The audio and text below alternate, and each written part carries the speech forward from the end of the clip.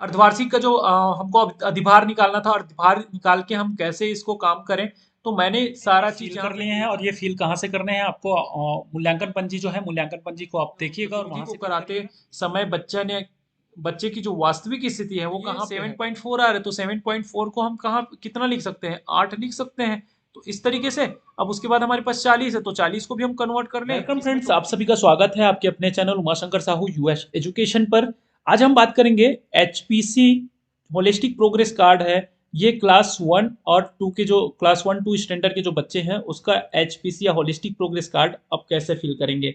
यहाँ पर आप देखेंगे समग्र प्रगति कार्ड जो है, इनका भी समग्र प्रगति कार्ड अगर आप देखेंगे तो 6 पेज का आपको दिखाई देगा। इस तरीके से आप देख पाएंगे कि ये सारी जानकारी आपको क्या करने होंगे, फिल करने होंगे। ये जो एचपीसी है, मैं पुनः कहना चाहूंगा, एचपीसी जो है केवल और केवल टीचर का मत नहीं होगा, टीचर का अभिमत नहीं होगा। यहाँ पर बच्चे भी इन्वॉल्व हो रहे हैं, उनके सहपाठी इन्वॉल्व हो रहे हैं, उनके पालक भी इन्वॉल्व हो रहे हैं। एचपीसी कहता है, एचपीसी जो है मैंने कहा था ग्रेड और नंबर को बढ़ावा नहीं देता, उससे भिन्न है। ये जो एचपीसी है उनके कौशल जो है, उनके जो अनुभव है, उनकी दक्षता है, उसको बढ़ावा देता है। और ये जो परख को जो टीम है, परख की जो टीम है, वो एक मानक तैयार किया हुआ है। मानक कैसा? एक रूब्रिक तैयार करके हम बच्चों का आकलन हम कैसे कर सकते हैं। तो चलिए बिना देर किए हम शुरू कर लेते हैं। अगर आप हमारे चैनल पर नए होंगे तो जरूर हमारे चैनल को सब्सक्राइब कर लीजिएगा, बेल आइकन को प्रेस कर लीजिएगा ताकि आपको अपडेटेड नोटिफिकेशन भी मिलता रहे और एजुकेशनल वीडियोस आप तक पहुंचते रहें। वीडियो अगर आपको अच्छा लगेगा तो लाइक जरूर कीजिएगा, शेयर कीजिएगा और ज़्यादा से ज़्यादा टीचरों तक इसको पहुंचाइए ताकि उनका हेल्प हो सके। तो सबसे पहली बात कि हम इस पे ज़्यादा टाइम वेस्ट ना करते हुए इसको हम फिल कर लेते हैं। हमने जो सामान्य जानकारी यहाँ पे फिल कर लिया है। आप देख पाएंगे कि सारी जानकारी जो जो चीज़ें हैं यहाँ पे हमने फिल कर लिए हैं। यहाँ पे आप ग्राम विकास खंड पूरा पता में आप पूरा दे सकते हैं। ये वाली जो चीजें हैं, आपको कार्य दिवस जो है कितने दिन आपके उपस्थिति दिवस है और कितने कार्य दिवस है उसको आपको फिल करने होंगे। रुचि बच्चों से पूछकर यहाँ पर भरने होंगे होगा। और पालक अभिभावक का जो अवलोकन है, जैसे कि हमने पहले भी कहा था कि ये जो मल्टीपल हो सकते हैं, मल्टीपल में हो सकता है कि समाचार पत्र उनके घर या आसपास की बात, तो हो सकता है कि चौक चौराहा पे उनको समाचार पत्र मिलता हो, तो उस तरीके की बातें हो सकती है। टीवी और फोन तो लगभग लगभग सभी के घरों में है। पंचायत स्तर या विकासखंड स्तर पर ऑडियो वीडियो या CWSN के लिए कोई संसाधन है या कोई अन्य संसाधन, ये मल्टीपल हो सकते हैं। खिलौना या खेल, प्रायः सबके घरों में खिलौना या खेल के सामान होते हैं। तो चलिए बात कर लेते हैं आगे वार्षिक परीक्षा परिणाम के बारे में। तो वार्षिक परीक्षा परिणाम में मैंने पहले भी कहा था कि जो ये कार्य क्षेत्र है, ये कार्य क्षेत्र जो आधारित ये क्रेडिट या अर्जित क्रेडिट है क्या, इस पर हम बात करेंगे। इसके लिए मैं वीडियो दे दूंगा। विषयानुसार की बात होती है तो यहाँ पे हम किन किन विषयों पर मुख्य रूप से फोकस कर रहे हैं, तो यहाँ पर हम बात कर लेते हैं। एक तो विषयानुसार में हम हिंदी की बात करेंगे, मृदंग की बात करेंगे, आनंदमयी गणित की बात करेंगे। क्लास 1 और 2 के लिए हम ये तीनों सब्जेक्ट की बात करेंगे। विषयवार जब हम बच्चे का मूल्यांकन करते हैं तो हिंदी, मृदंग, अंग्रेजी जो नया नाम है मृदंग जो है, आनंदमयी गणित, गणित का जो नाम हुआ है वो आनंदमयी गणित। तो कार्य क्षेत्र पर चले जाते हैं और कार्य क्षेत्र के लिए पुनः मैं कहना चाहूंगा कुछ तैयारी हमारे पास होनी। यहाँ पर आप देख पा रहे हैं कार्य क्षेत्र शारीरिक विकास। अब क्या डिफरेंस आपको नजर आएगा क्लास 3rd to 5th में?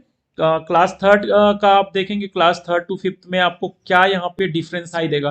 तो भिन्न जो है यहाँ पे शारीरिक विकास, वहां पे हमने देखे थे शारीरिक विकास का, वहां पे खंड था, कार्य क्षेत्र था। लेकिन यहाँ पे आप देखेंगे कोई भी आप कार्य क्षेत्र को देखेंगे तो देखिएगा सामाजिक भावनात्मक विकास, संज्ञानात्मक विकास, भाषा और साक्षरता विकास, और सौंदर्य बोध और सांस्कृतिक विकास, और सकारात्मक सीखने की आदत। तो अब देखिए हम वहां पे कौन कौन से विषयों पर बात किए थे, और यहाँ पे विषयों पर बात ना करके उनके जो उन विषयों से आने वाली जो या उन विषयों से डेवलप होने वाली जो स्किल है उसके बारे में बात कर रहे हैं। तो शारीरिक विकास के बारे में अगर हम बात कर रहे हैं तो शारीरिक विकास कैसे, अब वहां पे हम क्या कर रहे थे, आप देखे होंगे कि सब्जेक्ट वाइज हम रूब्रिक्स तैयार कर रहे थे। अब सब्जेक्ट वाइज रूब्रिक्स यहाँ पर ना तैयार करके नई चीजें हैं जो हमको सीखनी है, जो हमको जाननी है। नई चीजें ये है कि हम एक सब्जेक्ट से 2 या 3 कार्य क्षेत्र के रूब्रिक्स हम तैयार कर सकते हैं। समझिएगा मेरे कहने का मतलब क्या है, और हम एग्जाम्पल जब देखेंगे और जब इसको हम फेल करना शुरू करेंगे तो हम आप आसानी से इसको समझ जाएंगे। यहाँ पे एग्जैक्ट जो रूब्रिक्स पर हमको कैसे काम करना है उसी पर हमारी बात हो रही है। मुझे लगता है कि जैसे आपने पहले वीडियो देखे होंगे तो आपको काफी लेंदी लगा होगा, काफी पेचीदा लगा होगा, लेकिन कार्य हमको एक्चुअल में इसी टाइप से करने हैं। अभी हमारे पास टाइम नहीं है तो हमें लग रहा है कि हाँ, मतलब इस तरीके के जो काम कर रहे हैं वो काफी लंबा प्रोसेस है, लेकिन काम एक्चुअल में यही होना है। और आपको मैं बता दूं कि एचपीसी पर हमको काम, मतलब एचपीसी मूल्यांकन तो हमें हर एक पार्ट का करना है, लेकिन हर एक पार्ट का मूल्यांकन करने के लिए हमको ऐसे रूब्रिक्स तैयार करने होंगे। और उस रूब्रिक्स जो तैयार करेंगे, अगर मूल्यांकन कर रहे हैं तो आपको साल में, मैंने पिछले वीडियो में भी कहा था कि साल में 2 बार आपको काम करने हैं। एक सेशन में आपको 2 बार आपको काम करने हैं। हो सकता है कि आप चौथे पांचवें या फोर्थ मंथ में या फिर फिफ्थ मंथ में आप पहला एक मूल्यांकन करते हैं, और सेकंड हो सकता है कि 8 या 9th मंथ में आप मूल्यांकन करते हैं। तो 2 बार करने होंगे। अभी तो हम सिंगल टाइम कर रहे हैं, तो ये एक बेनिफिट है अभी हमारे लिए। लेकिन ये इसको सीखना हमारे लिए बेनिफिशियल इसलिए होगा क्योंकि इस पे काम करना है और ऑनलाइन भी हमको वर्क करने हैं। तो ज़्यादा इस पर और बात नहीं करते हैं और चलते हैं शारीरिक विकास। जैसे मैं बोल रहा था कि शारीरिक विकास के लिए हमने क्या क्या कौन से सब्जेक्ट से हमने शारीरिक विकास के कार्य क्षेत्र को यहाँ पे फिल किए हैं उसके बारे में। तो चलिए देख लेते हैं रूब्रिक्स के बारे में। यहाँ पे ज़्यादा और बताने की आवश्यकता नहीं है। मैं पुनः आपको बता दूं, प्रारंभिक स्तर जो है वो बच्चा जो है अभी बिगिनर बोलते हैं, जो शुरुआती दौर पर होते हैं। मध्यम स्तर जो होता है वो या प्रोसेसिंग लेवल बोलते हैं।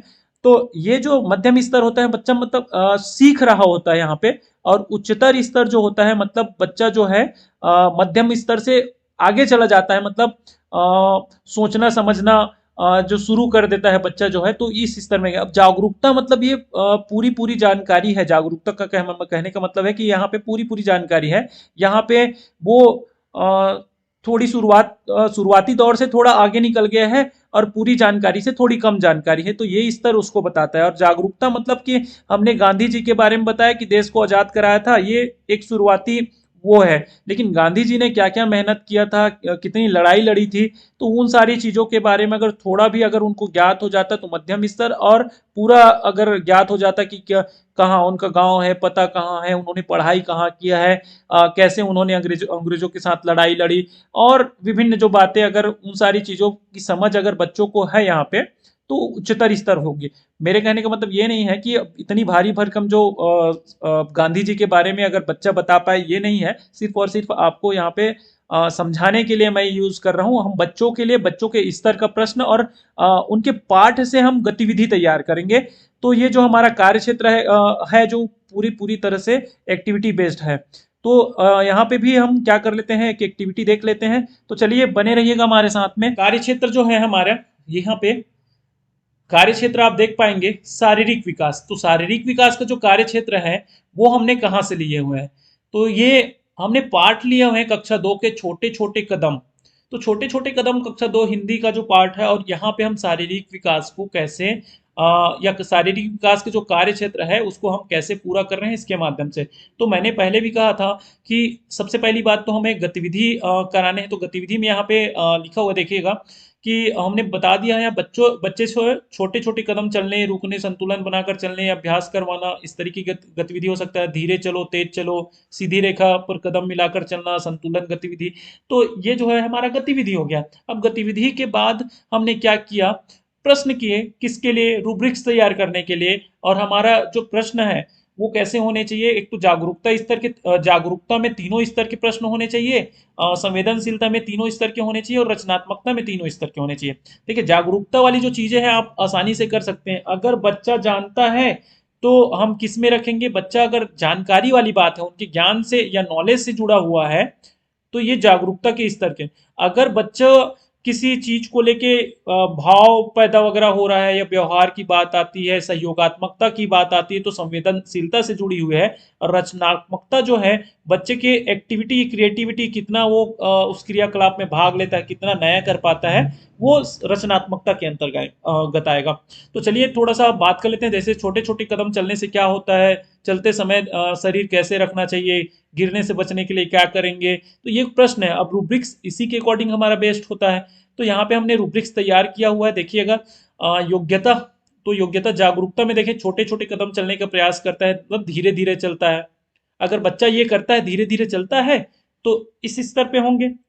मध्यम स्तर की बात करें, संतुलन बनाकर चलता है। अब मध्यम स्तर का जो प्रश्न है देखिएगा, चलते समय शरीर कैसे रखना चाहिए, तो यहाँ पे बोला है संतुलन बनाकर चलता है या संतुलन बनाकर रखना चाहिए। अगर बच्चा संतुलन बनाकर रखता है तो कहाँ पे देखिएगा, लाइन पर चलता है। एग्जाम्पल भी यहाँ पे बेस्ट है, यहाँ पे भी एग्जाम्पल दिया हुआ है कि धीरे चलता है। उसके बाद इसके लिए भी बात कर लेते हैं आगे हम। अ, जागरूकता के उच्चतर स्तर, गिरने से बचने के लिए क्या करेंगे, तो यहाँ पे भी लिख दिए हैं कि सही गति या निरंतर नियंत्रण दिखाता है। मतलब हम लोग संतुलन अपने ऊपर बना के रखना है। तो सही गति व नियंत्रण दिखाता है, मतलब अगर तेज दौड़ रहा है और उसको कंट्रोल करने की भी उनमें क्षमता है, तो बच्चा जो है इस स्तर में आएगा। अब मुझे लगता है कि ये जो हमारा रूब्रिक्स है, रूब्रिक्स बनाने में अब ज़्यादा आपको परेशानी नहीं होगी। मानता हूँ कि ये प्रोसेस जो है लेंदी है, समय कम है, तो हमको टाइम लगेगा। और ये बहुत मैंने क्लास के स्तर के अकॉर्डिंग मैंने यहाँ पे कमेंट्स या टिप्पणी की बात हो रही थी हमारे पहले वीडियो में, कि टिप्पणी आपने बहुत लंबा दिए हैं करके। तो टिप्पणी जो है क्लास के स्तर के अकॉर्डिंग है। मैंने जो टिप्पणी दिया है ये ऐसा नहीं है कि वही टिप्पणी आपको देने हैं। आप टिप्पणी को छोटे भी कर सकते हैं, स्पेस के अकॉर्डिंग आप उसको अरेंज कर लीजिएगा। मैंने स्पेस के अकॉर्डिंग ही अरेंज करके इसको किया हुआ है कि कितना हम छोटा और कितना बड़ा हम कर सकते हैं। तो सबसे पहली बात कि हमने क्या कर दिया, रूब्रिक्स तैयार कर लिए। अब अवलोकन टिप की बात करें तो हमारा बच्चा कहाँ कहाँ पे कब कब है, तो उसको थोड़ा सा देख लेते हैं। तो हमारा बच्चा जो है अवलोकन टिप्पणी में अगर हम देखें कि हमारा बच्चा जो है उच्चतर जागरूकता के उच्चतर स्तर पर है और संवेदनशीलता के मध्यम स्तर पर है। तो जागरूकता के अगर उच्चतर स्तर पर है तो आत्मविश्वास से नियंत्रित चलना, ये मतलब उनको पूरा पूरा कॉन्फिडेंस है और कंट्रोल भी करने की क्षमता है उसमें। संवेदनशीलता में अगर बात करें तो मित्रों की मदद करता है वो। और बात कर लेते हैं हम रचनात्मकता की, कि नए तरीके से क्या करता है, नए तरीके अपनाता है और नए तरीके अपना के वो काम करता है। तो ये रचनात्मकता के मध्यम स्तर पे। तो उच्चतर, मध्यम, मध्यम। तो चलिए इसको उठा के हम क्या कर लेते हैं, हम फॉर्मेट में फिल कर लेते हैं। इसको फिल कर लिए हैं। अब फिल करने के बाद हमने लिख दिया है कि आत्मविश्वास से नियंत्रित चलना, मित्रों की मदद करता है, नए तरीके अपनाता है। तो ये हो गया हमारा कार्य क्षेत्र, शारीरिक विकास का कार्य क्षेत्र हो गया कंप्लीट। अब आगे हमको क्या करना है, कर जाते हैं और आगे देखेंगे कि उस चित्र पर गोला लगाओ जो दर्शाता है कि आपने इस गतिविधि को कैसे किया। तो यहाँ पे लिखा हुआ है, अगर नहीं स्पष्ट लिखा हो तो मैं पढ़ के आपको बता देता हूँ। मुझे यह कार्य अच्छा लगा, या मुझे यह कार्य करना अच्छा लगा, बच्चे का अभिमत होगा यहाँ पे। मुझे यह कार्य आसान लगा, मुझे इस कार्य को करने के लिए इस कार्य को करने के लिए मुझे जरूरत थी।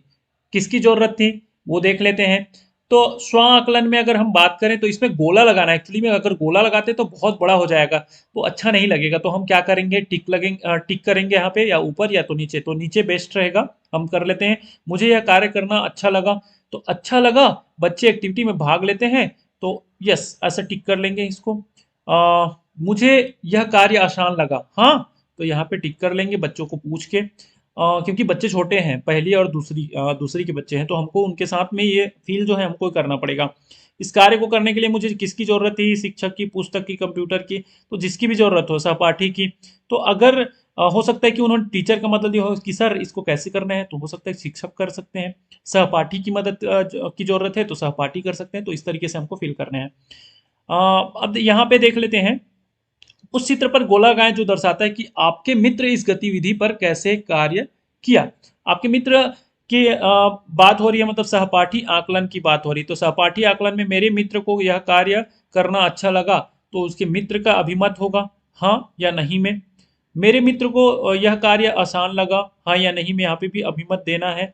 इस कार्य को करने के लिए के लिए मेरे मित्र को जरूरत थी, तो उसके मित्र जो बताएंगे, हो सकता है कि सहपाठी की जरूरत थी या फिर टीचर की जरूरत थी। तो हैं समग्र टिप्पणी।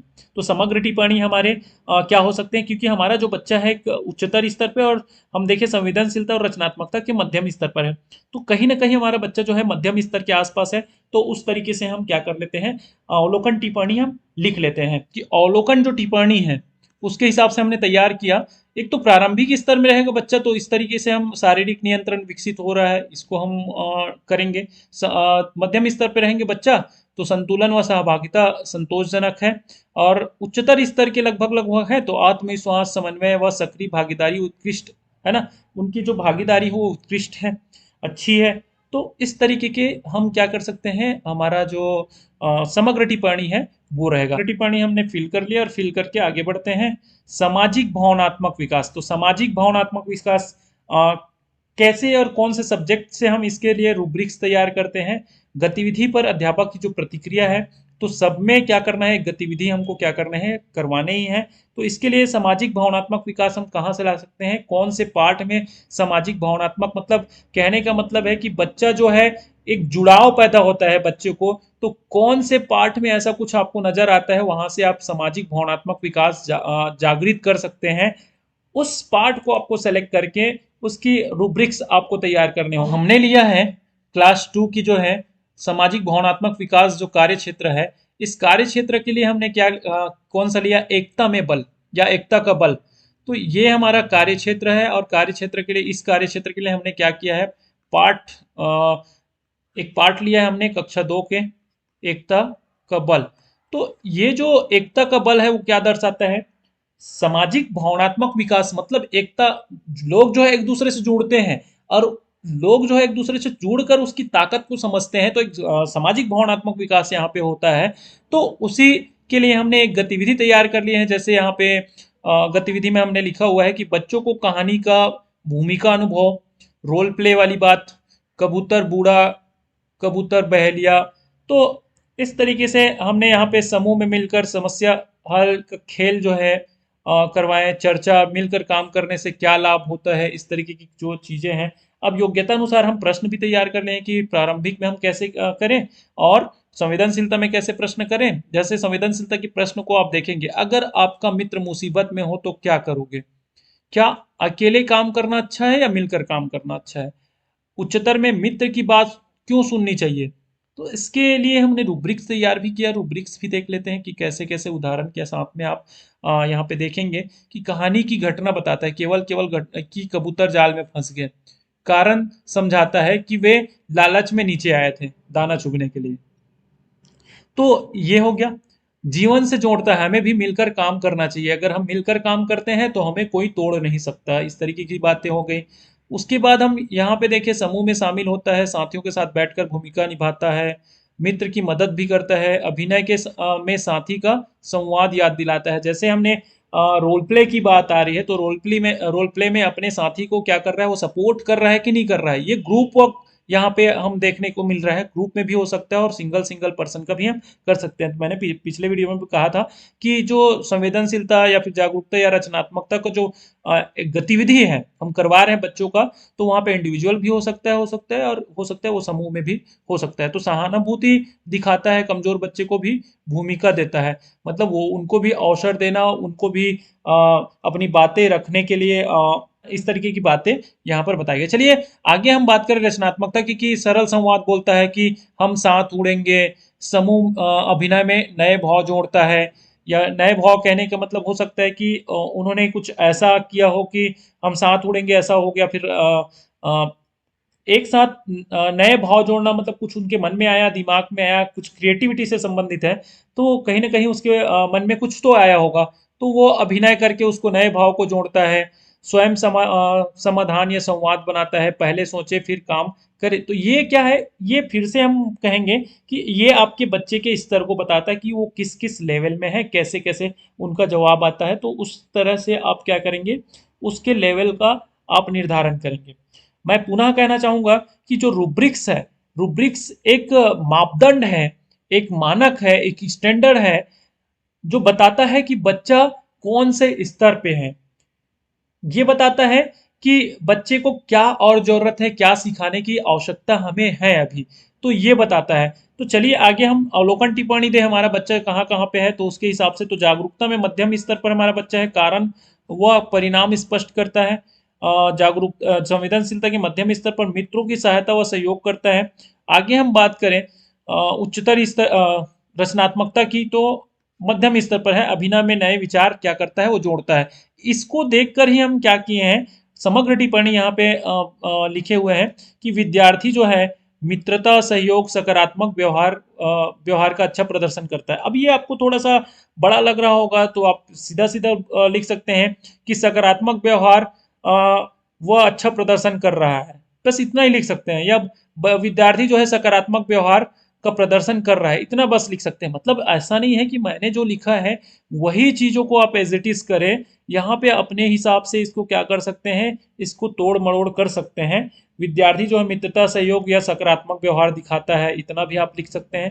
तो जो मैंने लिखा है और जितना बड़ा लिखा है वही यहाँ पे आपको करने हैं, ऐसा नहीं है। हमारा बच्चा जो है तीनों स्तर पे तीनों योग्यता की बात करें तो मध्यम स्तर पर है, और मध्यम स्तर पे हमने इसको फिल कर लिया। कारण परिणाम स्पष्ट करता है, मित्रों की सहायता व सहयोग करता है, और अभिनय में नए विचार जोड़ता है।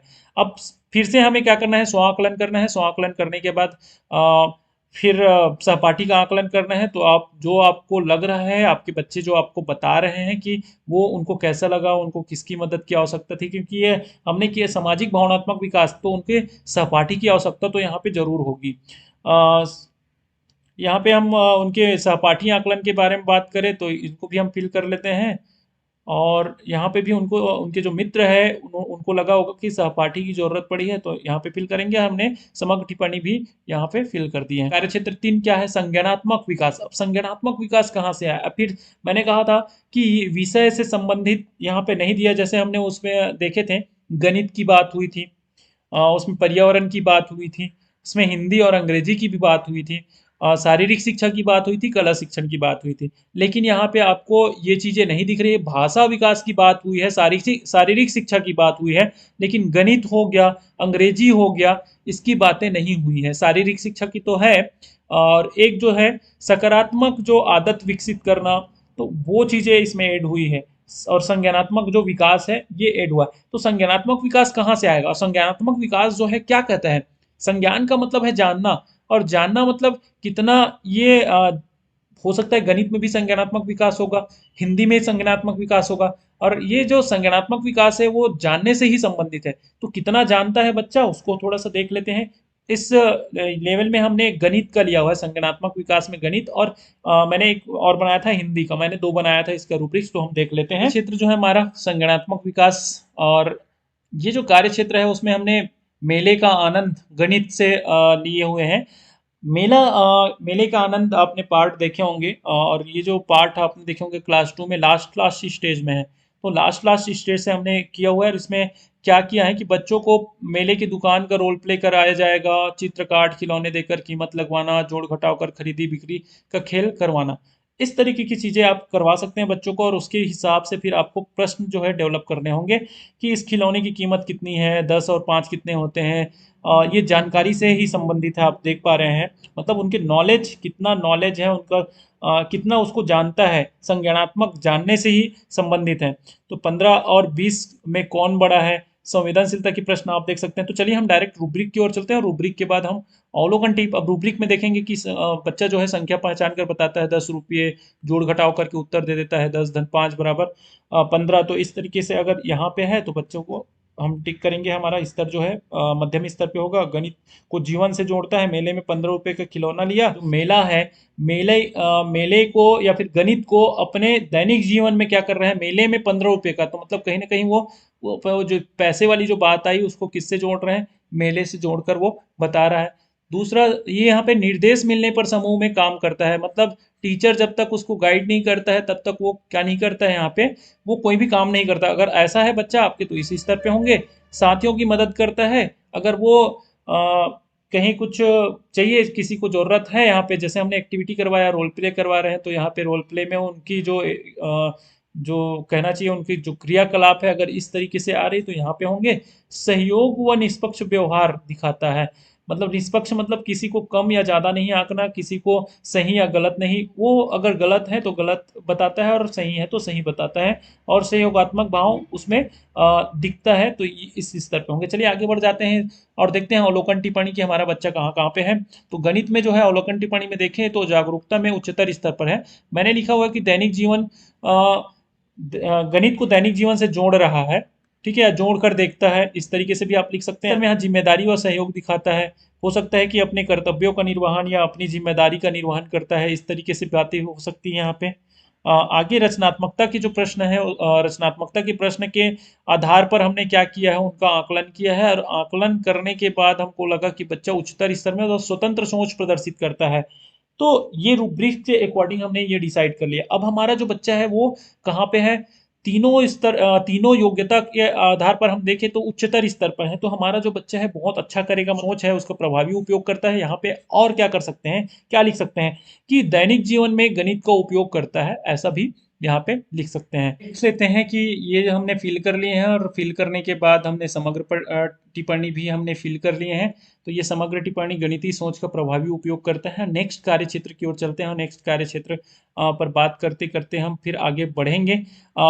भाषा और साक्षरता विकास। अब भाषा और साक्षरता विकास हम कौन से सब्जेक्ट से लिए हैं ये यहाँ पर बात कर लेंगे। भी हमने एकता का बल जो है, या एकता पर बल जो है, उस कहानी को लिए हैं, और कहानी को लेकर के हमने क्या किए हैं, योग्यता अनुसार से हमने प्रश्न तैयार कर लिए हैं यहाँ पे। और सिर्फ हम यहाँ पे ज़्यादा अवलोकन टिप्पणी पर ध्यान देंगे कि बच्चा जो है कौन से स्तर पे है। तो हमारा बच्चा उच्चतर स्तर पे है, जागरूकता के, योग्यता संवेदनशीलता के, सहयोग व सम्मान दिखाता उच्चतर स्तर पर है, और रचनात्मकता के मध्यम स्तर पर है। तो समग्र टिप्पणी के लिए हमने प्रारंभिक और मध्यम और उच्चतर स्तर के लिए हमने बताए हुए हैं। तो यहाँ पे कहानी समझकर सही शब्द पढ़ता है, वाक्य बनाता है। तो या तो ये बहुत अगर लंबा चौड़ा हो गया, कहानी सुनकर शब्द पढ़ने, छोटे वाक्य बोलने का प्रयास करता है, तो डायरेक्ट बोल सकते हैं कि कहानी को सुनकर उस पर प्रतिक्रिया देते हैं, अभिव्यक्ति देने का प्रयास करता है, इतना लिख सकते हैं। कहानी समझकर सही शब्द पढ़ता है, वाक्य बनाता है।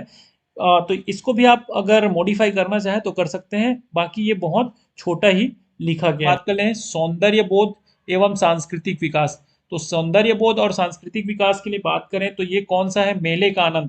क्योंकि सांस्कृतिक जो विकास है वो कहाँ पे होगा, मेला जो है हमारे सांस्कृतिक जुड़ाव को प्रदर्शित करता है। लोग एक दूसरे से मिलते हैं, देवी देवताओं को जो पूजा है, हमारी जो संस्कृति है उन सारी से कनेक्टेड है, जुड़ते हैं, लोग एक दूसरे के घर आते हैं। तो ये कहीं ना कहीं हमारे सांस्कृतिक विकास को भी दर्शाता है। अवलोकन टिप्पणी यहाँ पर दे, तो अवलोकन टिप्पणी आप देखेंगे मध्यम स्तर पर, यहाँ पर भी मध्यम स्तर पर है, मेले का उद्देश्य समझ रहा है, साथियों के प्रति अच्छा व्यवहार करता है, और रचनात्मकता की अगर हम बात करते हैं तो कल्पनाशील प्रस्तुति। मतलब रचनात्मकता कहने का मतलब है कि उन्होंने सोचा और सोच कर उसकी प्रस्तुति यहाँ पर दे रहे हैं, और फिर इसी के अकॉर्डिंग हम क्या कर लेते हैं, हमारे बच्चे का समग्र टिप्पणी भी हम नोट कर लेते हैं। हमने फिल कर लिया, और उसके बाद स्व आकलन देख लेते हैं। स्व आकलन में अगर अच्छा लगा तो यहाँ पे हम टिक करेंगे, और नहीं तो फिर नहीं में कर लेंगे। आगे बढ़ जाते हैं, लास्ट जो हमारा कार्य क्षेत्र है सकारात्मक सीखने की जो आदतें हैं उस पर। तो इसके लिए भी हम सकारात्मक सीखने की जो आदत है वो कौन से पार्ट से या कौन से विषय से हमने लिए हुए हैं उसको थोड़ा सा देख ले। क्षेत्र जो है सकारात्मक सीखने की जो आदतें, अब यहाँ पे गतिविधि हमने करवा ली कि बच्चों को समूह में कहानी व चित्र बनवाना, मिलकर कार्य पूरा करवाना, एकता का अभ्यास।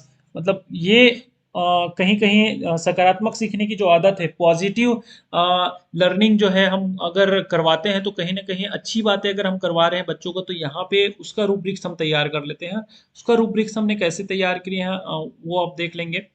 कि जैसे निर्देश हमने दिया, निर्देश को सुनकर काम करता है। आप प्रश्न देखेंगे आपको समझ में आ जाएगा कि समूह में काम क्यों करते हैं, मिलकर काम करने से क्या फायदा है। संवेदनशीलता की प्रश्न देखेंगे, यदि कोई बच्चा काम ना कर पाए तो क्या करोगे, सबको मौका देना क्यों जरूरी है।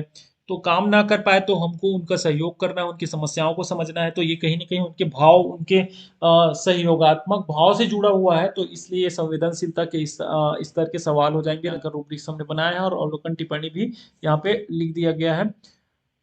बच्चा जो है अवलोकन टिप्पणी उच्चतर स्तर पर है, जिम्मेदारी दिखाता है, बहुत छोटा छोटा हमने यहाँ पे अवलोकन टिप्पणी दिया हुआ है। क्लास 2 के बच्चे उसके हिसाब से सहयोग करता है, नए सुझाव देता है। किस लिए नए सुझाव देता है? जैसे हम काम जिस पर कर रहे हैं उसके उससे तू कोई नया सुझाव दे रहा है। समग्र टिप्पणी भी देख सकते हैं, मध्यम स्तर पे रखे हुए हैं, सहभागिता व अभिव्यक्ति अच्छी है। तो इस तरीके से हमारा जो समग्र टिप्पणी अवलोकन टिप्पणी लिखने का और जो हमारा कार्य क्षेत्र था, तो उस कार्य क्षेत्रों पर हमने देखे और रूब्रिक्स के अकॉर्डिंग हमने क्या कर लिया, अपने बच्चों का आकलन हमने कर लिया, मूल्यांकन हमने कर लिया। तो ये दिख रहा है आपको भाग दो। और भाग दो में हम कैसे काम करेंगे? छात्र की क्षमता के आधार पर शिक्षक द्वारा गुणात्मक इनपुट। अब गुणात्मक इनपुट कैसे होंगे?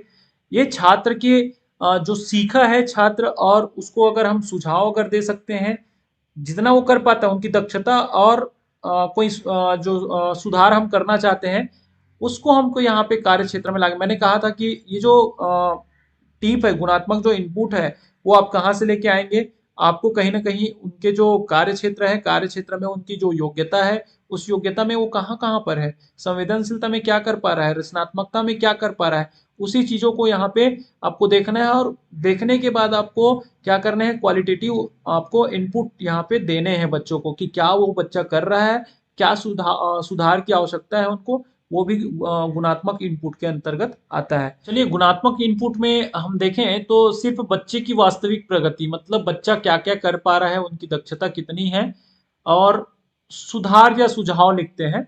ये चीजें हैं, जैसे जागरूकता में बच्चा क्या समझ पाया या जान पा रहा है, उसी चीज को लिखेंगे यहाँ पे। संवेदनशीलता में व्यवहार, सहयोग या जिम्मेदारी अगर निभा पा रहा है तो ठीक है, नहीं कर पा रहा है तो हमको उसी तरीके से हमको यहाँ पे क्या करने होंगे, हमें गुणात्मक इनपुट देने होंगे। शारीरिक विकास की अगर हम बात करें तो जागरूकता के लिए अगर बात करें तो संतुलन व शारीरिक नियंत्रण विकसित हो रहा है, खेल में साथियों का ध्यान रखता है, संवेदनशील रचनात्मकता की बात करें, गतिविधियों में रुचि व नया प्रयास करता है। आप चाहें तो पूरा आप स्क्रीनशॉट ले सकते हैं, स्क्रीनशॉट ले लीजिएगा। स्क्रीनशॉट पूरे 5 मैंने वो करके दे दिए हैं यहाँ पे। तो पांचों जो हमारे कार्य क्षेत्र है, पांचों कार्य क्षेत्र है, उसका आप स्क्रीनशॉट लेके रख सकते हैं। इसको हम क्या कर लेते हैं, फटाफट हम लिख लेते हैं, एंट्री कर लेते हैं वहां पे, और फिर आगे बढ़ते हैं। गुणात्मक जो टीफ है या गुणात्मक इनपुट है वो हमने लिख दिए हैं। खेल में साथियों का ध्यान रखता है, गतिविधियों में रुचि व नया प्रयास करता है, मिलकर कार्य करने की समझ बन रही है, सहयोग व सहानुभूति दिखाता है, भूमिका अभिनय में नए विचार देता है। तो ये रचनात्मकता, और किसकी रचनात्मकता की बात हो रही है? सामाजिक, भावनात्मक व नैतिक विकास जो है, कहाँ पे था ये, हमने कौन से पार्ट से लिए थे, और उस गतिविधि को कराते समय बच्चे की जो वास्तविक स्थिति है वो कहाँ पे है, कितना वो कर पा रहा है। जहाँ से पाठ खत्म होता है वहां से बच्चा अगर सोचना शुरू करता है तो वो रचनात्मकता के स्तर पर होंगे। तो इसी चीज को मैं लेके बात कर रहा था। चलिए आगे बात करें भाषा और साक्षरता विकास की। तो आप देखेंगे भाषा और साक्षरता विकास का भी मैं गुणात्मक इनपुट यहाँ पे दे दिया हूँ। आप चाहे तो इसको भी आप अपने गुणात्मक इनपुट में शामिल कर सकते हैं। यहाँ पे कुछ चीजें लिखी हुई देखिएगा, एक नोट की बच्चों के समग्र विकास का सारांश शैक्षणिक सत्र में उपरोक्त 5 कार्य क्षेत्र में वर्णात्मक तरीके से दिया जाना अनिवार्य है। प्रत्येक कार्य क्षेत्र में बच्चों के स्ट्रेंथ के साथ साथ सुधार के क्षेत्र भी टिप देना है, जिसके बारे में मैंने बताया था कितना करता है। प्रदर्शनों की 3 क्षमता जो है, जागरूकता, संवेदनशीलता और रचनात्मकता के संदर्भ में वर्णन किया जाना है। विद्यार्थी का नाम आपको नोट करने होंगे, पिता का नाम नोट करने होंगे। तो ये कक्षा दूसरी का जो है आपको दिख रहा है। आप इसको भरने से पहले आपके पास क्या होना चाहिए, मैं आज आपको ये सारा चीज भर के बता दूंगा कि कैसे आपको ये फील करने हैं। पूरी जानकारी, पूरी डिटेल्स के साथ इसको फिल करूंगा। इसको भरने से पहले हमारे पास आकलन पंजी होने चाहिए, मूल्यांकन पंजी होने चाहिए। और मूल्यांकन पंजी में जिस चीज को हम करेंगे उसी चीज को यहाँ पे डायरेक्ट ग्रेडिंग दिया हुआ है। मैंने कहा था कि एचपीसी जो है, मैं पुनः कह रहा हूँ, एचपीसी जो है इसका सपोर्ट नहीं करता है, इसका सपोर्ट नहीं करता है। मैं पहले भी बोला था और आज भी बोल रहा हूँ, ये एचपीसी का पार्ट नहीं है। ये मार्किंग ग्रेडिंग जो है, मैंने कहा था कि पालकों को संतुष्ट करने। एचपीसी को आप खोल के देखेंगे तो ऐसा कोई प्रपत्र आपको या कोई ऐसा फॉर्मा आपको नहीं दिखेंगे। तो चलिए फ्रेंड, आ गए हम परीक्षाफल पंजी पे। और परीक्षाफल पंजी में हमको क्या क्या करना है, तो इन सारी चीजों में हम व्यर्थ समय नहीं गवाएंगे और डायरेक्ट चलते हैं हम मासिक आकलन की ओर, और इधर चलते हैं हम त्रैमासिक आकलन की ओर। अब मासिक आकलन में एक समस्या होने वाली है, क्योंकि कई कई जगह जो है मासिक आकलन क्लास 1 और 2 के जो है, क्लास 1 और 2 के मासिक आकलन जो है 30 मार्क्स के आए हुए हैं, 30 मार्क्स के आए हुए हैं। और हम बात कर लेते हैं कहीं कहीं पे अगर ऐसी जो चीजें हुई है 30 मार्क्स की आए हुए हैं, जबकि यहाँ पे हमको क्या करने थे, मासिक आकलन 25 25 25, मतलब ये क्या था, ये 15 प्लस 10 के हैं, ये 15 प्लस 10 के हैं, ये 15 प्लस 10 के हैं, मतलब 15 मार्क्स जो है उनके थ्योरी के होंगे और 10 मार्क्स जो होंगे उनके प्रोजेक्ट वर्क के होंगे। तो ये समझ में आ गया होगा। अब इसी में आप देखेंगे कि जहां कहीं पे भी ऐसा आपको पता चल रहा है कि मार्क्स जो है, पूर्णांक जो है, पेपर का पूर्णांक जो है वो अधिक है। अब ये 30 है तो बहुत अच्छी बात है, 30 को हम क्या कर सकते हैं, 30 में अगर बच्चा कितना लेके आता है, अगर वो 30 में 25 या 26 के आसपास कहें, 26 कहें, या 30 में वो बच्चा जो है, अगर अब हो सकता है कि मैंने अगर 27 बोल दिया तो 13 दूनी 26 होता है, तो 13.5 की बात होती है हाफ में, तो इसको आप क्या कर सकते हैं, 14 में आप कन्वर्ट कर सकते हैं। इसके लिए ज़्यादा नहीं सोचना है। अगर वो डेसिमल में आ रहा है, दशमलव में आ रहा है, तो उसके लिए आप ज़्यादा नहीं सोचेंगे। अगर यहीं पे अगर मैं बोलता हूँ कि 18 नंबर वो लेके आया है, किसमें, थ्योरी में 30 में से 18 नंबर वो लेके आया है, तो ये क्या हो जाएगा, 15 में 18 कितना हो जाएगा, अगर हाफ करेंगे तो 9 हो जाएगा। तो ये 9, उसके बाद 10 में कितना हो सकता है कि वो बच्चा 4 नंबर, 10 में हो सकता है 8 नंबर लेके आए, तो उसका हाफ अगर हम कर लेते हैं तो कितना हो जाएगा, ये 8 का हाफ जो हो जाएगा 9 धन 4 हो जाएगा। तो इस तरीके से हम कर सकते हैं।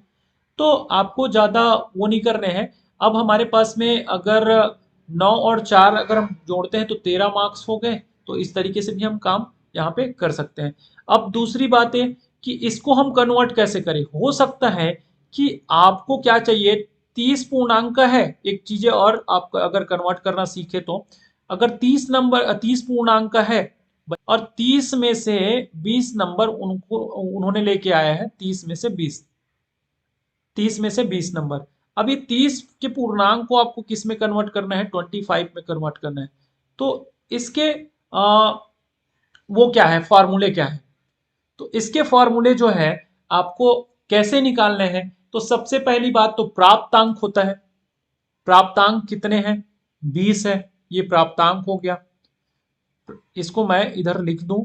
ये जो अगर कन्वर्ट आपको करने हैं तो सबसे पहली जो प्राप्त अंक, जो बच्चे ने जितना प्राप्त किया है, उसके बाद हमारा जो पुराना जो पूर्णांक है, मतलब पिछला पूर्णांक है, पूर्व जो है वो पूर्णांक, और नया पूर्णांक, तो नया पूर्णांक यहाँ पे लिख लेंगे। ये कन्वर्ट आप ऐसे भी कर सकते हैं। तो प्राप्त कितने हैं, 20 है, पुराना जो पूर्णांक है हमारा कितना है, 30 है, और नया पूर्णांक कितना है, 25 है। तो हम कैसे कर सकते हैं इसको, इस तरीके से हम कटा सकते हैं, और इसको भाग देंगे तो कितना होगा, 3 आठे 24, और हमारे पास कितना बच गया, यहाँ पे 1 बच गया, तो 3 तिया 9, तो 8.3 है। और 8.3 को अगर हम क्या करते हैं, गुना करते हैं इससे, तो कितने हो जाएंगे, 3 दूनी 6 और 2 आठे 16, मतलब कितने हो जाएंगे, 16 दशमलव कितने हो जाएंगे, ये 6 हो जाएंगे।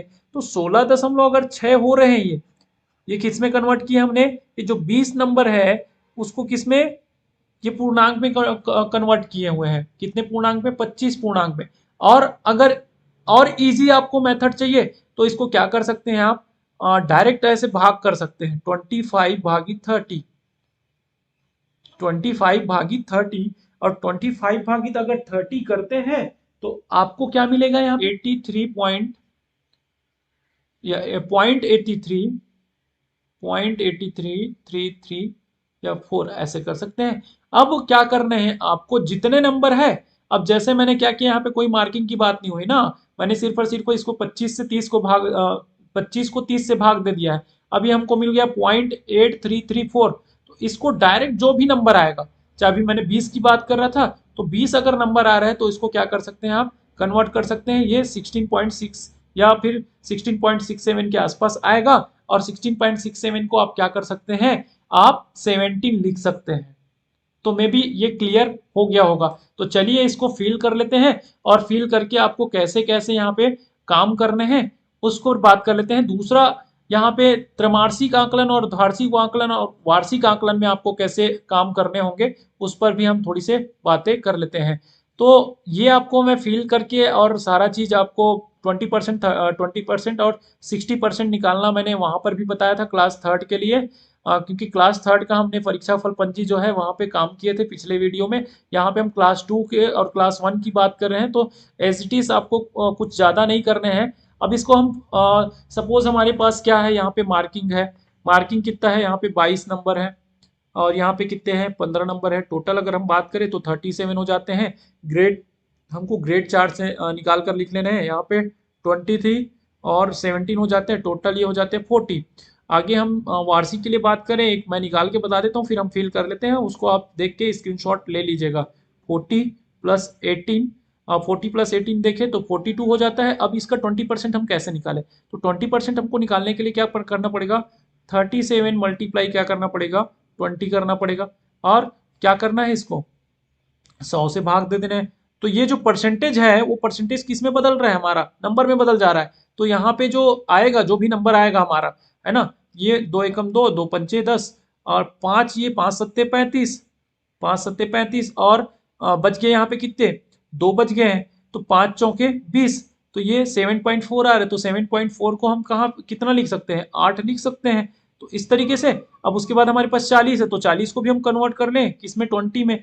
तो ये बहुत ईजी है ये वाला। तो 4 दूनी 8 हो जाएगा यहाँ पे। उसके बाद 42 को भी कन्वर्ट कर रहे हैं, तो 42 को हम 60 में कन्वर्ट कर रहे हैं। 60 में कन्वर्ट करें तो फिर से आप क्या करें, यहाँ पे 0 0 काट लें और अब 2 से काटने हैं तो 2 से काट सकते हैं यहाँ पे, या तो फिर आप यहाँ से 2 ही से काट लेते हैं, 2 पंचे और 2 तिया, इस तरीके से। अब फिर यहाँ से 5 अट्ठे 40 हो जाएगा, 5 अट्ठे 40 और 5 चौके 20 और उसके बाद 3 से हम गुना कर देंगे, तो 8 तिया 24 और 8 चौक 12। तो ये लगभग ये 26 के आसपास जा रहा है हमारा, है ना, 25 दशमलव कुछ आएगा। तो इसको कहाँ तक ले जा सकते हैं, 26 तक ले जा सकते हैं। अब इसको हम क्या कर दिए, ऐड कर दिए, 8 8 और 26, तो 8 8 16 हो गया। और 16 और 26 कितने हो जाएंगे, यहाँ पे नंबर हमारा यहाँ पे आ जाता है। तो ये 42 नंबर का हम ग्रेड ले लेंगे, तो 42 नंबर ए ग्रेड के ए ग्रेड में आता है। तो अब आगे क्या करना है यहाँ पे, और ए ग्रेड यहाँ पे लिखा हुआ है, एक जो ग्रेडिंग यहाँ पे लिखा हुआ है और एक औसत ग्रेड, और यहाँ पे औसत ग्रेड लिखा हुआ है। तो इसको आप समझ लेते हैं आगे जाके। चलिए फ्रेंड्स, मैंने ये कंप्लीट, आपको अगर स्क्रीनशॉट इसका भी लेना हो तो इसका आप ले सकते हैं। मैंने कंप्लीट इसको फिल करके बता दिया है। ये 20 + 21 + 21, तो इसको क्या करना है, आपको कुछ नहीं, यहाँ तक जाके आपको क्या कर लेने हैं, पूरे इसको ऐड कर लेना है। और ऐड करने पे कितना मिला हमको, 130। इसको ऐड करने पे कितना मिला, 123। और इसका ग्रेडिंग आप कहाँ से देख सकते हैं, ग्रेड चार्ट से देखेंगे। तो ग्रेड चार्ट में आप किसका देखेंगे, 150 में ही देखेंगे। तो 150 में आप क्या कर सकते हैं, ग्रेड चार्ट में, आप इसको भी आपको मैं दिखा देता हूँ। 150 में आप 123 कौन से ग्रेड पे है, तो इसको बता देता हूं मैं। ये 150 देख रहे हैं, और 150 में कहाँ पे है, 123 से 135, मतलब कौन से ग्रेड पे है, ए ग्रेड पे है। तो हमने क्या लिखा हुआ है, ए ग्रेड 123 को लिखा हुआ है। तो ये तो समझ में आ गया। अब इसको कैसे करना है, इसको क्या करना है, टोटल कर देना है। टोटल करके यहाँ पे लिखने हुए हैं, ठीक है, टोटल करके लिखने हैं। और टोटल करके लिखने के बाद 380 कितने में, 150 + 150 + 150 करेंगे तो कितना हो जाएगा, 450 हो जाएंगे। तो 450 का जो में हम क्या करते हैं, औसत निकालते हैं। तो कौन से ग्रेडिंग में आता है, तो उसको देख देते हैं। तो औसत ग्रेड हमने ए में लिखे हुए, तो 380, तो इसको भी हम फाइंड करके बता देते हैं, ढूंढ लेते हैं। ये 450, तो ये 450 आपको दिख रहे हैं, और 450 में 380 कहाँ पे है, 380 यहाँ पे है, 361 से 405। तो आपको ए ग्रेड पे यहाँ पे भी दिखाई दे रहा है, तो हम क्या कर लिए, इसको भी वहां पे नोट कर लिए हैं। औसत ग्रेड, जो औसत ग्रेड है, देखिए इसका औसत ग्रेड क्या है, बी है, सॉरी B+ है। इसका औसत ग्रेड क्या है, क्योंकि इसी का औसत ग्रेड करना है ना, तीनों का हमको औसत ग्रेड करना है। ये कितने कितने में रहेगा, ये जो है हमारा 25 25 75। तो इसको कैसे देखना है, इसको भी हम बात कर लेते हैं कि यहाँ हमने 75 में 59, 75 में 62, तो इसी दोनों चीजों को हम फाइंड कर लेते हैं। चलिए 75 की बात कर रहे थे, तो 75 में 59 की बात हुई है, तो यहाँ पे आया B+, और 61 की बात हुई तो यहाँ पे आया ए। तो ये कंप्लीट हो गया हमारा। अब मैंने ये जो चीजें हैं, वार्षिक और वार्षिक और त्रिमासिक और अर्धवार्षिक का जो हमको अधिभार निकालना था, अधिभार निकाल के हम कैसे इसको काम करें, तो मैंने सारा चीज यहाँ पे फिल कर दिया है कि कितने कितने नंबर्स, कितने कितने मार्क्स आए हुए हैं बच्चे के, और इसको टोटल करने से कितना आ रहा है, इसको टोटल करने से, क्योंकि इस पे आप ऑलरेडी काम किया है। औसत ग्रेड पे ज्यादा हमको कंफ्यूज नहीं होना है। औसत ग्रेड पे क्यों? क्योंकि हमने देखे 111 क्या है, बी प्लस में है, तो उसी को औसत ग्रेड करके यहाँ पे लिख दिया है। ये कितना है, 121 ए, और यहाँ पे 125 कहाँ पे है, ए पे है। और लास्ट में हमने देखे कि जब हमने अधिभार निकाला, और अधिभार निकालने के बाद हमारा 42 40 और 43 को अगर हम देखें टोटल करें तो 125 आता है, और 125 को अगर हम फाइंड करें कितने में से जी, तो कितने में से, ये 150 में से, तो 150 में से अगर हम 125 को हम देखते हैं तो कौन से ग्रेड में आता है, ए ग्रेड में आता है। अब इसको कहाँ कहाँ पे भरना है, अब देख लेते हैं यहाँ पे। तो सबसे पहली बात कि प्रमाणित किया जाता है, तो ये तो आपको कहाँ से भरने हैं, सेकेंड क्लास हो गया, त्रैमासिक आकलन का घर है, तो त्रैमासिक आकलन का ये बी प्लस हो गया, अर्धवार्षिक आकलन में ए हो गया, और ये वार्षिक आकलन अर्धवार्षिक में ए और वार्षिक में ए हो गया। अब आगे अगर उपलब्धि है कि बच्चे जो है बहुत अच्छा कर रहा है, क्षेत्र में अच्छा प्रदर्शन है, कला के क्षेत्र में अच्छा प्रदर्शन है, इस तरीके के यहाँ पे क्या कर सकते हैं, आप विशेष टिप्पणी दे सकते हैं, या विशेष उपलब्धि को यहाँ पे बच्चे का लिख सकते हैं।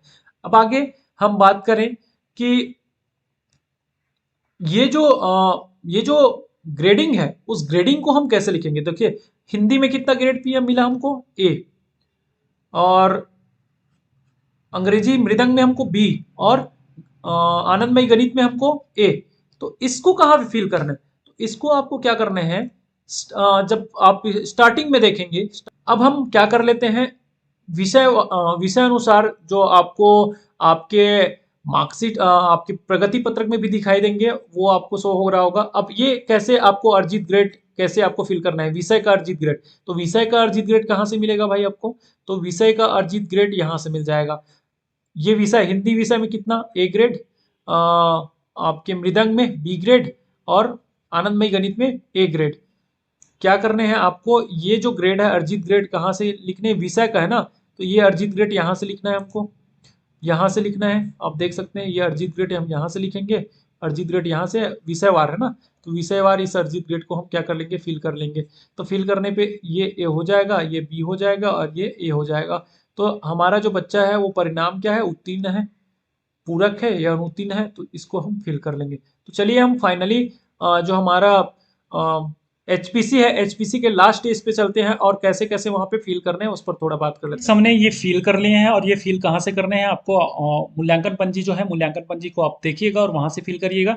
यहाँ पे पालक के हस्ताक्षर आपको हर एक मंथ का करवाना है। और दूसरा, अब एक चीज हमारा जो बच गया है, वो संज्ञानात्मक क्षेत्र का जो ग्रेड है वो कहाँ पे आता है, तो ये कहाँ से आपको करना होगा। यहाँ पे भी आप क्या कर सकते हैं, आयोजित त्रैमासिक के लिए जैसे हमने क्या किया था, त्रैमासिक में कितना आया है, तो यहाँ पे बी प्लस है।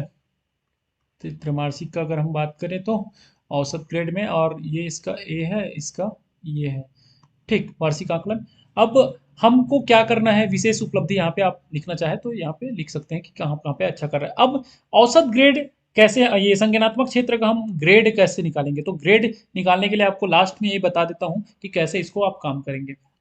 ये ग्रेडिंग आपको कैसे करना है, तो ये ग्रेडिंग आपको क्या करने हैं, हमारे पास कुल अंक कितने हैं, हमने देखे आपको अधिभार मिला 20%, 20% और 60% का टोटल हमने किए, एक तो 42 आया, एक 40 आया, और एक 43 आया, ठीक है।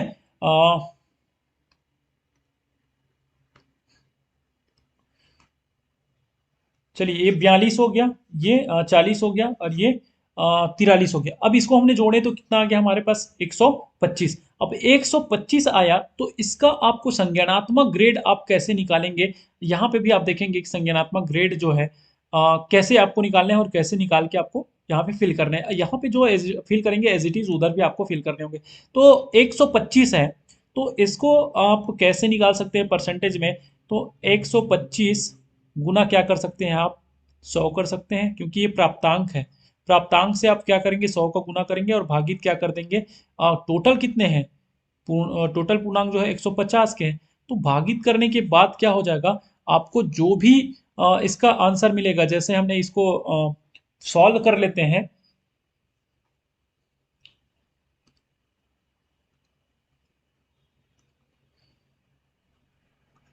एक 125 गुना 100, ये 12,500 हो जाएगा, भागित 150। तो 150 में हमने इस शून्य को काट लिए, और यहाँ पे हमने 5 एकम 5 और 5 दूनी 10, 5 दिया 15, 3 से। तो अब यहाँ पे हम कर लेते हैं इसको, ये पॉइंट में आएंगे, 3 एकम 3 और 3 चौके 12। हमने क्या किया, 3 चौके 12 यहाँ पे आ गया, और उसके बाद इसको क्या कर लेते हैं, 5 बचा तो 3 एकम 3, उसके बाद तो 3 तो 41.3 का गुना हम किससे कर लेते हैं, 2 से कर लेते हैं। और इसको या तो डायरेक्ट निकालना चाहे, आप कैलकुलेट करना चाहे तो कैलकुलेट भी कर सकते हैं। तो कैलकुलेट करने पे क्या आएगा आपके पास में, जब आप इसको निकालेंगे तो आपके पास में आएगा यहाँ पे 83 पॉइंट आपके पास 33 आएगा, या 34 कह सकते हैं। तो 83.34 जो है कहाँ पे है, तो 83 पॉइंट जो है 3.4 जो है वो कहाँ पे है, 80 टू 90 पे। तो 80 टू 90 क्या है, ग्रेड ए है। तो ग्रेड ए है, तो उस ग्रेड ए को हम क्या कर सकते हैं, इधर हम यहाँ पे लास्ट में हमारा जो हम बात कर रहे थे ना, ग्रेडिंग की बात करते हैं या संज्ञानात्मक स्कोर की बात कर रहे थे, तो वहां पे आप लिख सकते हैं। यहाँ पे ग्रेडिंग हमको देना है बच्चों को, तो कौन सा ग्रेड आएगा, तो कौन सा ग्रेड आएगा 80 टू 90 में ग्रेड ए। तो ये जो हमारा क्लास 2 का जो एचपीसी है वो कंप्लीट आपका फुलफिल होता है। अगर आपको वीडियो, मैं पुनः कहना चाहूँगा, वीडियो अच्छा लगा हो तो जरूर हमारे चैनल को सब्सक्राइब कर लीजिएगा। ज़्यादा से ज़्यादा लोगों को आप शेयर करिए, ताकि ज़्यादा से ज़्यादा टीचरों तक पहुँच पाए और उनको ये हेल्प हो सके। धन्यवाद।